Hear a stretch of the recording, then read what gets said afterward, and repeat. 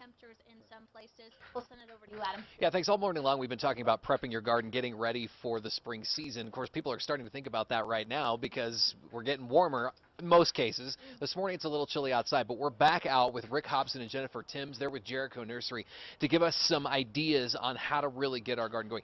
I just had somebody on Facebook comment on a photo that I posted of you all being interviewed, and they said, I think we're going to have one more freeze this year. Is that likely? I mean, you think, and from a gardener's perspective, you got to anticipate something like that. Absolutely. I think it's really, I mean, the average last frost in Albuquerque is April 17th.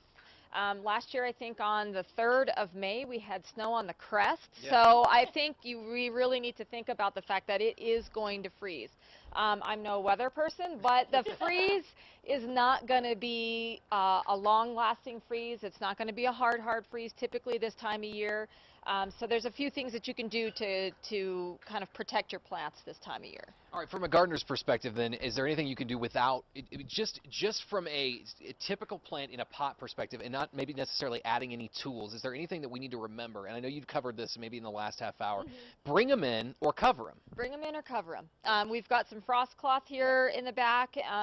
You can use a cotton sheet. Don't use plastic. That's not good.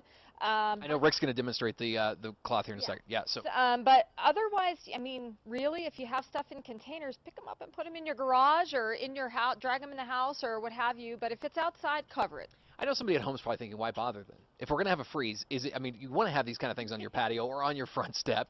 Should we do it this early?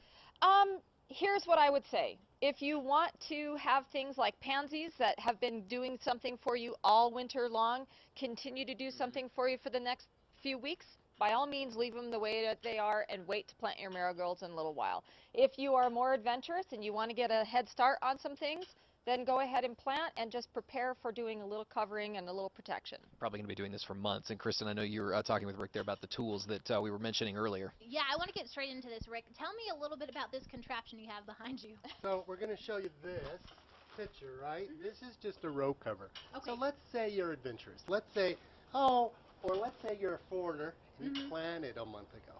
And the stuff's out in the garden already. What are you going to do? You're going to take this thing that stretches 10 feet. It's got the stakes in it, and it just makes a hoop. That's enough. We're not going to get a hard frost. It's pretty convenient. Probably not going to freeze in the heights. Probably going to freeze in the valley.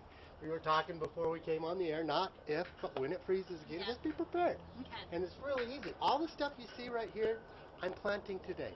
I'm going home and planting this stuff today. We talked earlier about fillers, spillers, and frillers.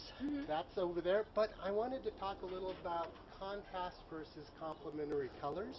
I showed you earlier in the first segment the yellows against the blues. Nice contrasting colors, but maybe you're one that's not quite that wowzer and you want complementary colors, so you can take your pinks and purples and add a little bit of yellow to it.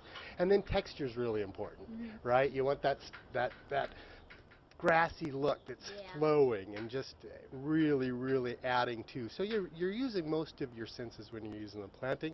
You can't do this on TV. We did this earlier. Smell this stuff. Licorice. Ooh, that's really good. We need scratch and sniff TV, right? Because that's just awesome. So again, that other scent. The whole garden is sensory, isn't it? Yeah. We just love it. You guys looking, you're getting posts on Facebook about it. Yeah, absolutely. Yeah, because the texture and the color and the art and where you're setting the stuff, really important.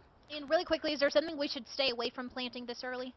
You know, I think it's too late. I think it's basil, like Jen said earlier, potato vine, and peppers. If you haven't planted, you might want to wait. Because they hate cold. But everything else I think you could probably protect and be okay.